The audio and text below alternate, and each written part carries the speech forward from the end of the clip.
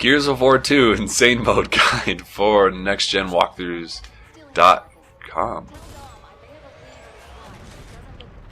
Pretty awesome. So you're going to notice in a second here that I'm going to skip through the radio dialogue, and if you press the back button, you can skip through most of the dialogue in the game. Or any of the cutscenes, actually. Which is good, because when games don't allow you to skip cutscenes, it drives me fucking insane. Especially after playing through it for like a third or fourth time. Yeah, it should be up to you. Oh, yeah, 100%. I mean, I'll watch it the first time through, but I'm not going to watch it a fifth time through. It's just kind of boring. I want to play the game, not watch the same bad acting. Even though the voice acting in this game is really good. It's got Bender as Marcus Phoenix, and I don't know if there's any other notable voice actors throughout the game, but... So you run upstairs, run around the corner, and take cover against this wall. There's going to be a bunch of Locusts running in, and you get to ambush them. And unfortunately, this is the only time in the game where you actually get to ambush the Locusts and shoot the explosive tanks. Explosive tanks? They're not red. I know. And they're not barrels. It's strange how that works, isn't it? What the hell? It's hard to know that they're explosive tanks if it didn't, like, tell you with the big letters underneath it, explosive tanks, yeah. It's because there's no color in the Gears of War world except for, like, the blood red. It's all, like, shades of gray. And blue. And, like, some blue highlighting on the back of the characters, Yeah. I don't know. Game looks damn good, though. With all the shades of gray everywhere, the blood really stands out, which I think is probably one of the main reasons that they did it that way. So now you're coming up on the first real encounter of your insane mode experience. And you will notice pretty quickly that if you are playing on insane, that you die very fast in this game. And that any one enemy can take you out very easily if you're not paying attention. That you really need to use cover a lot, and then if you start to get shot, you need to get behind cover right away. Because, especially with like the hammer burst killing you in only a couple shots, and you know, enemies like with flamethrowers and sniper rifles and stuff that can kill you in one shot, it can be very challenging. Which is good. Not that I'm complaining. I always like a challenge. I mean, yeah. So many games these days are too damn easy. Like, you know, I'm sure the Xbox 360 fanboys who are watching this guide that would like to know that I thought Resistance 2 was way too easy, and the single player was pretty awful compared to this game's single player. Oh god, I love getting headshots when their heads just erupt in a volcanic explosion of blood and brain and skull. Yeah, this game has some great gore. Yes, for sure. It does. What would have been awesome, though, is if they somehow managed to combine the gore with the limb severing of Dead Space. Yeah. That would be pretty awesome. So you can see right there that I knocked down an enemy and didn't kill him, and he was crawling to his teammate to get him to revive him. You don't want to let that happen. But when the enemies are knocked down like that, you can pick them up and use them as a shield as well, which is something new to Gears of War 2, which is pretty awesome. Like, you know, having someone in front of you to take all the bullets, and there's actually an achievement for that as well. Having a meat shield save your life 10 times. Oh, wow. Yeah. And then you just killed him, and that's one of the executions? Yeah, there's also 11 unique executions that you have to perform for an achievement.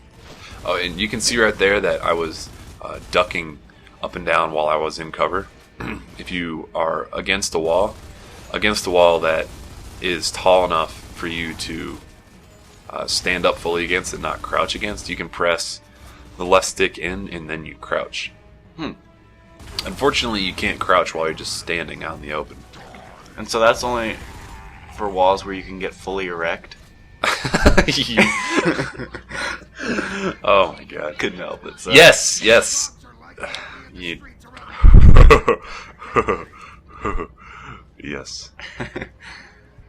And so I noticed when I was playing a little bit, when you do these like fatality things, there's like a counter of like which ones you've done. Yeah, that's one really cool thing that I liked about this game is that not only does it, the Xbox system tells you when you get a new achievement, but it keeps a little counter and shows you your progress, and you'll see it pop up every once in a while in the bottom right corner of the screen. That I'll have got another 100 kills on my way to 100,000 Seriously 2.0 kills, or that I got another couple meat shield kills, or got some grenade wall tagging kills or something like that. Now those Reavers are a pain in the ass, and you're gonna learn to fucking hate those guys throughout the game. But that one's really easy to kill. It's not a big deal. It just takes a couple shots and he goes away. You still need to get behind cover though, and don't get too close to them, because if you get too close to the Reavers, they can stab you with their noodly appendages. Oh, that's a Pastafarianism reference for those who... Yeah, Google Pastafarianism. It's an excellent religion. And that's Pastafarianism. not Rasta. Not Rasta. No, I have respect for all religions. Just, yeah, I don't want to get on that tone. Anyway, so you come to this next room.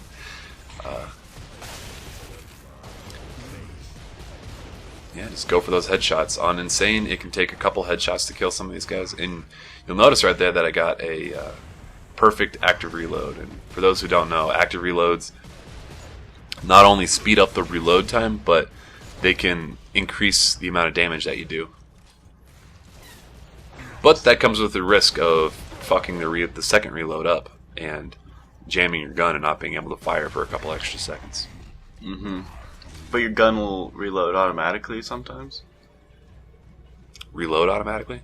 Oh, yeah. If you fire through your whole clip, the game will automatically reload for you, which is a pain in the ass. Like, I don't want it to do that, because I have, the muscle memory in my fingers, I guess, of pressing the reload button twice, and the exact timing that I need to use to just press it twice, and when it automatically reloads, it just kind of fucks with that.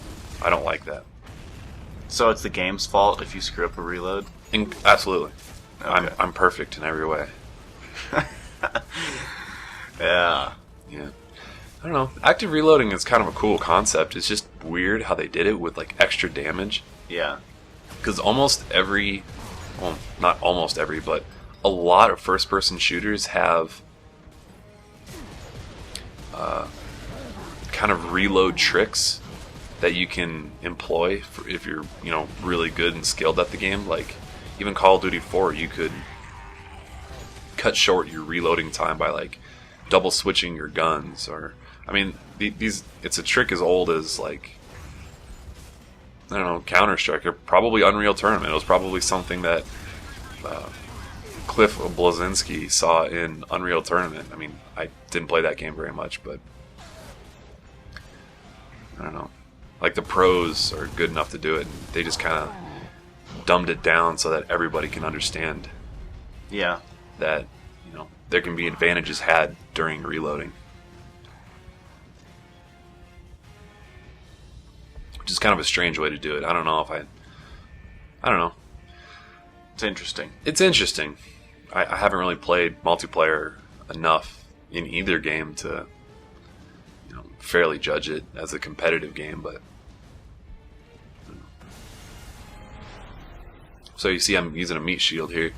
That's primarily because I still don't have the meat shield achievement, which you get an achievement for having an enemy taken hostage save your life 10 times, which is kind of a cool idea.